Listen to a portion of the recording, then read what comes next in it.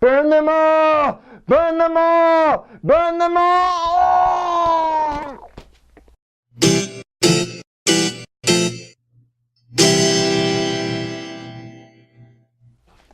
Hola, Geek fans. Welcome back. It's time for another Game of Thrones recap show on Geeks at the Movies. I'm Shane Gooch. This is Jacob Desitels.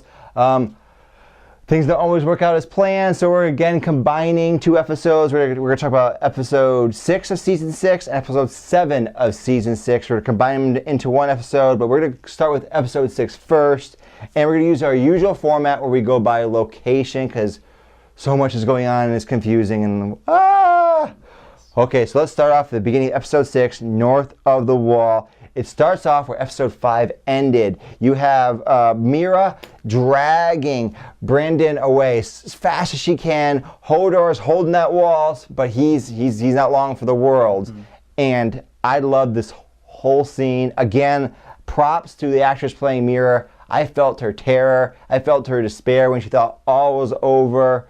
And I also liked how Game of Thrones, unlike some other shows, where they would just have been magically fine in the next episode. Mm-hmm. Oh, look, now we're making a campfire. Everything, she got away. No, she got a few extra minutes. That's it. Yeah. But right when she thinks the dead army, the whites, are about to kill her, lo and behold, a new character is introduced. Talk to me, Jake. Yeah, he puts out this weird, like lamp mace thing and starts swinging around and just like kills them all with the fire, and it was really good. But then it gets revealed, who is it? It is Benjen Stark. Yes, we haven't seen forever since season 1. I love you, Game of Thrones, because I love how they have a character introduced so long ago and they bring him back. Like a lot of shows that they don't do that kind of thing. It ties everything together. It makes the world feel more real. And we learn something about Benjen Stark. And in the book, he's called Cold Hands. And the reason in the book he's called Cold Hands is because he got hit by a White Walker's ice sword and he was turning. But then the children found him. The children of the forest found him and they stopped the process. But he's, I don't know, he's half white, half human. I'm not sure, but he's not, you can see his face. He's not completely human anymore. Yeah. So I'm wondering if he has special abilities. The Three-Eyed Raven's been talking to him because he came to their aid because Three-Eyed Raven told him to come to their aid. And I'm wondering what he's going to do further on that show. Yes. And didn't he say something about a new Three-Eyed Raven? Oh yeah, Mira says the Three-Eyed Raven's dead. He lives again. Yes. And then Brandon wakes up. Yes. So he's the new Three-Eyed Raven. And I think the original one knew that his time was short, so he was training Brandon to be the right. Well, that was the whole thing, that you were to become Three-Eyed Raven. It just happened faster than later, and then at the very end, he got this big upload, if you will, of all this knowledge. And in that scene where you see all these different pictures, you see the Mad King. Mm-hmm. Yes, that was a really burn them all. Yeah. You see it, and then you see Jaime Lannister stabbing him. Yes, really quick too. Yeah, that was really good. That I always love the flashback sequences in this show. They're all really awesome. And there's also some hints at other things. So I've rewatched the scene and click pause. There's a scene which it looks like King's Landing, and there's a shadow of a dragon over it. Oh. Right, I went back and watched it. There's a shadow. It's a dragon shadow, and it looks like King's Landing. Yeah. But I don't know if that's from before or is that Khaleesi coming in. Who knows what's going to happen? But let's move on now to Samuel Tarly and Gilly at Horn Hill. He's coming home. Oh, Jacob, was this a happy reunion? No, it was not, because his dad's a dick. He's pretty much, the biggest dick dad that they've seen in a while. But I did really like the whole thing with him, because we haven't seen him since like the first episode of the season. I think that was just a really quick scene. Right, they're in a ship. He's getting sick. Oh, it's funny. Yes. Yeah. But now this is an extended look. You get to meet his family, who the rest of his family seem like decent people, but his dad, he's disgusted by him. He thinks you're fat and overweight, you're soft, and unfortunately, Gilly gives away that she's a wildling. And he doesn't like wildlings, obviously. Because he spent his whole life fighting them, he said. So, but that whole thing I thought was really well done, because afterwards he's like, all right, I'm not going to deal with this. I'm going to Gilly, you and I don't know their son's name, but you're gonna come with me. Little Sam. Yeah, you're gonna come with me. I'm gonna take the sword that is part of my family, and we're Heartstone, something like that. Yeah, and we're gonna get out of here. We're gonna get out of here. Yeah. And his dad, I think his dad's gonna come after him. Yeah. We're gonna see what happens. That's exciting. We get the return of the Freys and Walder Frey bitching at one of his numerous bastards. God, he had so many kids. Yeah. It's ridiculous. Why didn't you take this castle? Because apparently Uncle Tully is back. Brynden Tully, the uncle to Catherine Stark, to Ned's wife, right? There's so many people, it's hard to keep track of. And then we also get Edmund Tully, her cousin or his cousin, back from, again, I haven't seen these characters in so long, but Walder Frey I did remember very well, because he just has such a distinctive asshole personality. Another horrible dad. Yes. Here's another horrible dad, and he's just a jerk, but I found him kind of funny. It's like, you didn't lose it, you lose a sheep, you don't lose it. It's kind of funny, I found. Yeah, I thought the scene was pretty well done too, but yeah, that whole thing, I hate that guy so much. And I remember I wanted him to die after the whole Red Wedding thing, but then nothing happened with him, and then I forgot about him, and now they're reminding me of him again. Yeah. I'm like, God damn it, he's back. Oh, that guy, so obnoxious. Let's move on to King's Landing. Oh wow, we didn't see this coming. So they get the other armies, the Tyrell army. The Tyrell army is being led in by Mace Tyrell. Jaime Lannister is there. They're going to confront the High Sparrow and the Knights and the Faith Militant, and then they're going to take back Marjorie. They're going to take back her brother. Yeah, and it's happening right before she's about to do her walk of shame. Walk of shame, like Cersei did last season. Let's do this. Let's get this on. I did not know what was going to happen. But what happened, I did not expect. He got the king. Mm-hmm. He hooked him. Yeah, he got Tommen. Yeah, I did not see that coming either, because I remember it showed that like he was getting on his side a little bit. Yeah, he was subtly manipulating him. Yes. They were planting the seeds. Yeah, but I did not see him just gonna come out and be like, all right, we formed an alliance now. No. And just announced it in front of the entire city. And I feel like Game of Thrones does this really well, because they planted the seeds, and they've also shown very clearly how Tommen is so easily manipulated. Mm-hmm. Like in the past, so I'm like, I should have seen this coming, but I didn't, and it was great. Yes. It was a great reveal. Yeah. And the disgust on Jaime's face, they're like, I can't believe this is happening. I know, like my own son is now turned against me. And then the High Sparrow, God, I hate that guy. No. The last shot before they move to another scene is just him with this little smirk that's subtle, and he's like, yep. It's so weird because he plays the good guy so well, that the High Sparrow guy. But then there's other scenes where it's just like, wow, you're such an asshole. It's obvious it's a power grab. Yes. It's a power grab. And then there's the scene afterward where Jaime's like, oh, I'm being sent away and no longer remember the King's Guard. I have to go deal with this stupid siege. Yeah. And he's kind of a hothead, but Cersei calms him down, says, no, we got to look at the long game. So good, finally, for once, she's not just mindlessly plotting forward, because she caused this problem in the first place. Mm-hmm. She's the one that gave power to the Faith Militant and to the Sparrows. I mean, it's obnoxious. So now she's realizing maybe you have to think a little bit before you act. Yes. I can't just send the zombie knight in, because then we gotta think, we gotta plan this through. Yeah. So and then that leads into the next episode, but we'll talk about in a little bit. Ooh. Now let's move on to Bravos, where finally something happened. Arya did not kill the actress. Nope, she did not. But that's coming back to bite her in the ass now, and she knows that's gonna cause problems. Yes. So she's trying to get out of there. She did like. So there's two bags of gold from that guy. That's leaving. That's next episode. Sorry, I'm getting all confused. It's all spoilers. Doesn't matter anyway. Yes. But in this episode, that she gets back Sting. Is that the name of the sword? Needle. Needle. She gets back Needle, and then she hides somewhere. She knows bad things are coming. One thing I want to comment about in this scene is I love Game of Thrones so much, because everything they do so well.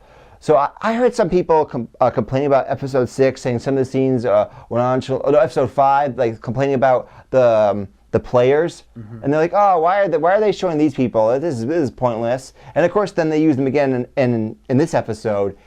And there's that scene where the actress is interacting with Arya. Mm-hmm.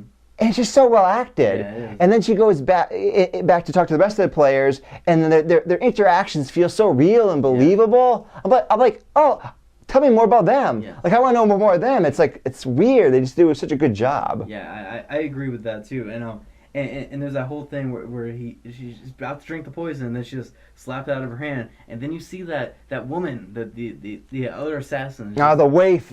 Yeah, it's just looking at her, and it's like, I hate her so much. I hate her. I want her to get smashed so bad. Yeah. But we're going to talk about a little bit about that shortly as we get to episode 7. But let's finish up with episode 6. The dragon. Yeah. That was the big scene in this episode, because you see Khaleesi and they're about to go off into that and somewhere, and she's like, wait here, I'll be back soon, and then he's like, it's been a while, we should go look for her, and the dragon just comes out, and it's huge now. It's humongous. It's definitely been eating a lot of goats. A lot of goat herds are gone. I remember I had a theory once, well, not a theory, but a hope, where I'm like, oh, it'd be awesome if the dragon gets into like a wrestling match with a giant.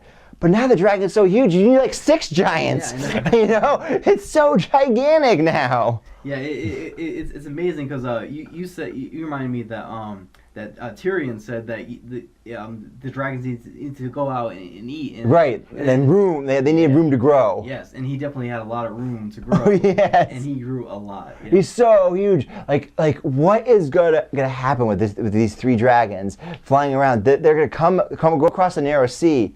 They're just gonna waste armies. Who can stop? What human army can stop them? I don't see how. No one. The only army that could possibly stop them is the White Walker. Right. That's it. Who else? Yeah. Who else has the power? So it's so crazy. Overall, another, for me, a fantastic episode. Yeah. I really liked it. Yeah, and it was a very gratifying episode too. Nothing really horrible happened to any of the characters. Right. After last episode, where everyone dies. Yeah, and Hodor just unfortunately is dead. Hodor, Summer the Wolf, all the children of the Forest that were there, they're all sacrificed themselves to save this dude. Yeah, so they're like, we need to calm it down a little bit in this episode. Calm down. Some good things happen. Now let's move on to episode 7. We'll start right off with a big reveal.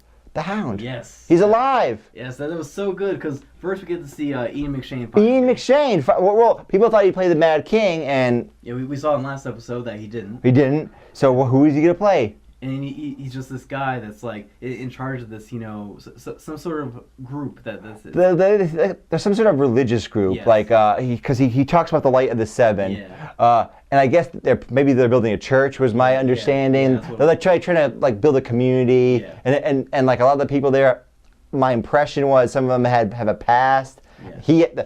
Ian McShane had a past. He was a soldier. He killed people. He found the Hound, who was all busted and broken. The Hound now has a little bit of a limp, I think I noticed. But so he healed him. He returned him. This was really cool. And also, a lot of people predicted this. Because Ian McShane apparently made some vague comment, and other people were like, oh, the Hound must come back. The Hound must come back. Because again, in Game of Thrones, you really want to see them die. You want to hear some confirmation. Because you never saw him die, and no one was ever like, oh, I killed him, or he's dead. He was just left there. Yeah, I remember when he died. I'm like, it's funny that they're not showing him, but I completely forgot about him, and so that reveal was like totally like, holy shit! Holy shit! Oh my god! But I love seeing him again in this episode, and then they introduce those people that are like they're in charge. Oh, the Brotherhood Without Banners. Yes. So we haven't seen that since season 3. So those are the guys where they're followers of the same faith Melisandre follows, that the Red Woman. Yeah. We saw one of the Red Priests actually there, and we saw the guy that kept getting resurrected. Yeah. I can't think of his name, but so that was the first time we saw a red priest have a power to resurrect someone. And actually, he was resurrected after the Hound killed him. Oh yeah, right. That's true. Yeah. So this is the first. So there's a name drop of the Brotherhood Without Banners in the previous episode 6, but we've only seen them. I think they were only in season 3. They're the guys. They had like a mixed role where it was like, they had some Robin Hood elements and then some not so good elements. And you see it here, where, well, okay, you're not going to give us it, we're just going to take it. Too bad. Too bad for you. Yeah. They would have just taken it and probably written off. Yeah. But now they slaughtered the people. Yeah, they killed everyone while the Hound was out, chopping wood, and then he comes conveniently. back. Yes, he comes back, grabs the axe, and you know that he's going to go mess him up. that was a little convenient, seeing as he knew that was going to happen. Yes. Like he predicted, he's like, we need an arm, we need to do something. Yeah, and then they heard one scream, and then came back, and they were all already dead. But, Yeah, I found that little. There's a couple scenes in this episode where it's like, where things happen a little too conveniently. I felt like overall, episode 7 for me, actually, if we'll get into it, I felt it was probably the weakest episode of the season actually for me, because there's a number of scenes where it just. We'll talk about it. Let's move on to the Greyjoys in the brothel. Yeah. So you see the whatever her name is, Yara and Theon Greyjoy. They're in a brothel, and basically they just tell you what they're gonna do. Yeah. Which we already knew what they're gonna do. Yes. But I really like her. We have to see Theon, become more Theon. Yes. A little bit because she brings it out of him, and then Though again, that's one of the scenes where I thought. It was a little hokey with the drinking and the drinking. Yeah. It's like, dude, how fast are you getting drunk? I know.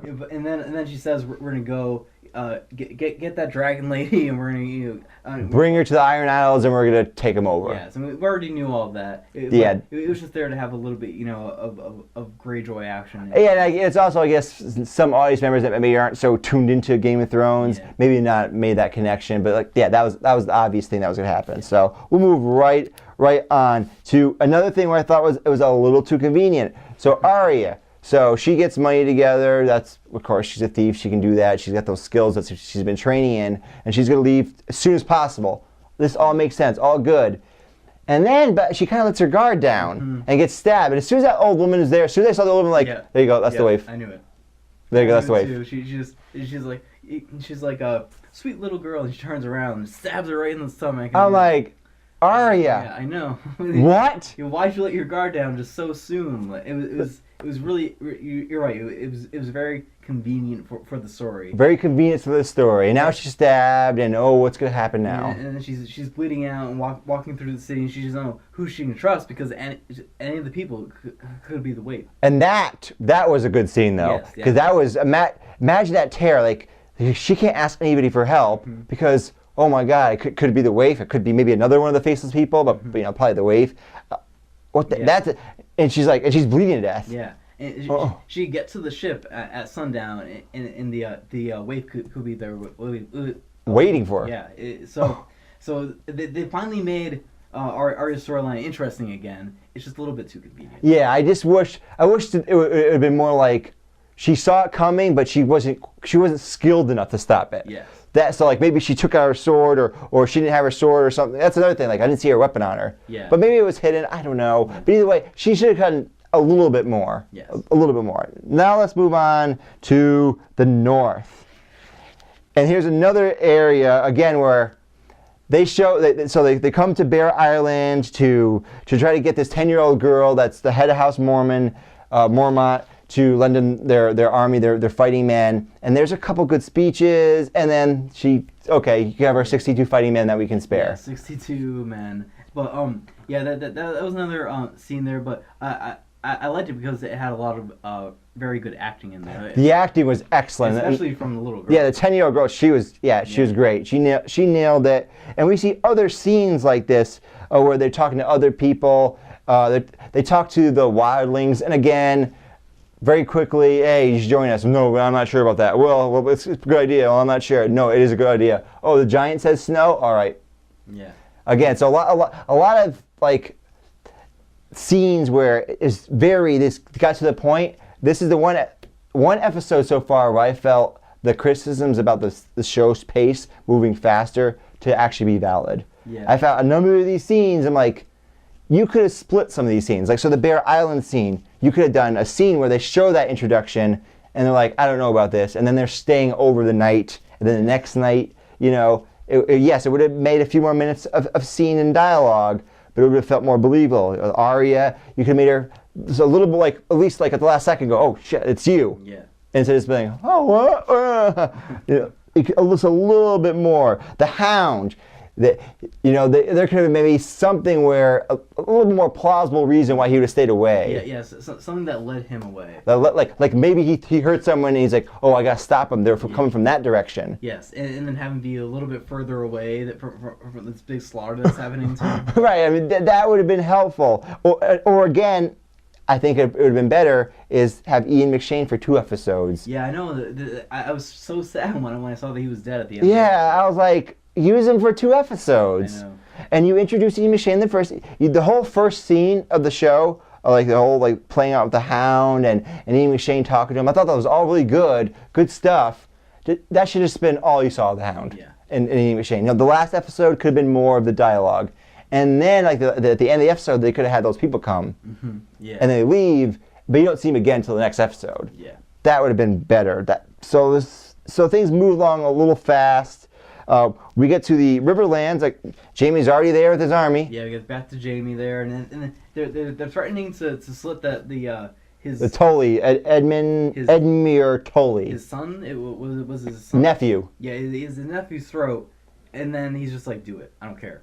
Go ahead. Yeah, he's been marked for death for a while now. Just get it over with. He's get over with. But then they don't do it. The phrase they're not the most competent commanders. Yeah, so then Jamie's like, "Let me take over here," and then he goes to talk to him, but things don't go so well either with that. But I'm pretty sure they're leading towards a battle of some sort. Yeah. Yes. I mean, I gotta say, just Game of Thrones scale is impressive. Yeah. Just the siege setup was like, holy, this is a lot of people. There's a lot of people and buildings and stuff. It looked, I'm sure some of it was CGI, but it all looked real. Yeah, I bought it. I was like, this is fantastic. I mean, the budget. I learned about this. We were talking about this in another segment about Game of Thrones and like a lot of HBO shows. Like, why do they look so good? Blah blah blah. I don't get it. Don't the network shows have big budgets? Well, I actually bothered to look this up afterwards. Like, what shows actually have had the biggest budgets?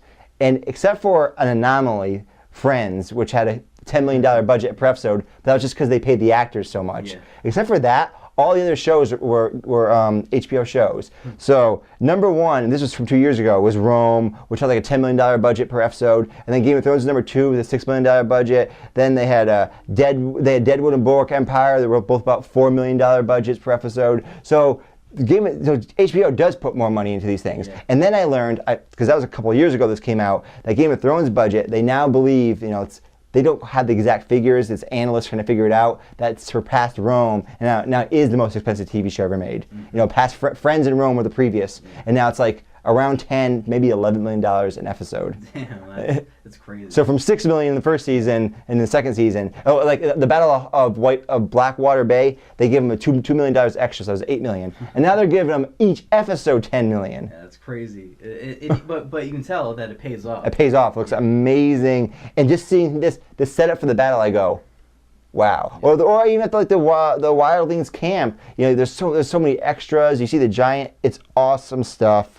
Anything else you want to say about the Riverland piece? No, it looked beautiful, but not really much happened there. Right, yeah. It was just this set up. That's like the one thing that actually set up something. This was like correctly set up. Yes. Because if it followed some of these other beats, they would have been fighting right then and there. Yeah. Like, oh, here's the battle now. And now let's move on to King's Landing, where Marjorie... and I suspected this, that Margie wasn't not being the one being manipulated. Yeah. She's the manipulator. Yeah. There's something going on. She's being real clever about it. But I sensed it right from the very beginning when he starts asking, oh God, that High Sparrow's so creepy.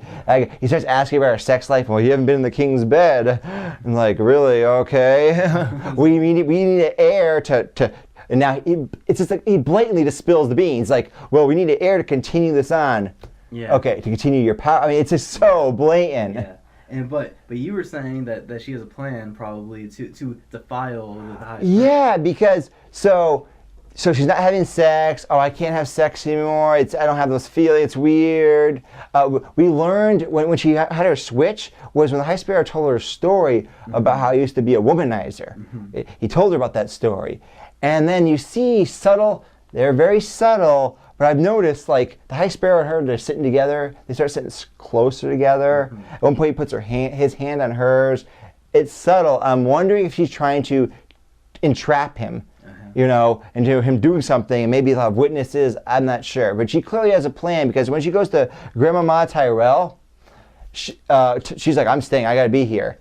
But then she gives her something. Yeah. She hands her I'm not sure what it was, but whatever it was, it gave the message that needed to be given. Yes. It's like, I'm getting out of here because High Sparrow is planning on taking me out. Yes, and then that reminded me of one final thing that we forgot to mention. We get to see Arya write a mysterious letter.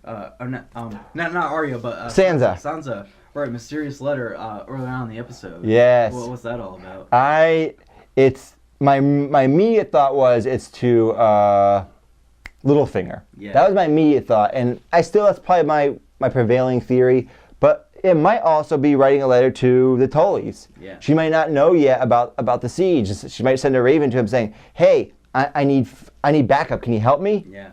And that actually reminds me of a reference that they did here. They mentioned that Robb Stark is gone, and then they cut to the whole thing with the Tullys at that siege there. But overall it was an okay episode. It had some problems there with the pacing, but I still really enjoyed it because it's Game of Thrones. That's the thing. Like I'm not sure what I'm gonna do at the end of the season, like when we actually review this thing, because the show is on such a higher level than everything else. Not only is the acting amazing, the cinematography's amazing, the music's amazing, everything's amazing. It's just it's something I really I love fantasy. I've always loved fantasy. Like I love Lord of the Rings. I never thought I'd get a darker Lord of the Rings. Yeah. Like I thought the Lord of the Rings, the original trilogy, not the Hobbits, but was like I'm like, wow, this is dark, kind of dark, serious fantasy. They're never gonna give me anything more than this. And they gave me the full-on, violent, sexual bloodbath that is Game of Thrones, which is what I always truly wanted. That dark and gritty thing, and and I love the HBO style. You know, it's very serious and grounded and well done. You know, most of the time, like say there's some flaws in this episode where there's some stumbles, but most of the time everything is just done so coherently. It's like, yeah, I see how that. Yeah, I get that. I understand that. That makes sense. This is great. And even though this, to me, it's the weakest episode of the season, I still enjoyed watching it. I still liked it, and then some of the scenes were great. Like, I love the scenes with the Hound and Ian McShane. I wish they did more of that. Yeah. I think they cut him off too soon. I'm not sure. Maybe Ian McShane didn't have the scheduling to do it. Yeah. But yeah. The whole thing with the pacing is just it's like nitpicking almost. Yeah. It's because everything is just so well done for Game of Thrones. Exactly. So another pretty good episode of Game of Thrones. Not as good as maybe some of the other episodes in the season, but still worth watching. And episode 6, I loved it. That was just fantastic. Yeah, Start to finish, fantastic. Everything was great about it. Anyways, folks, it's been Jacob Des, Jay Goodrich. Stay tuned for more Game of Thrones recap by Geeks at the Movies.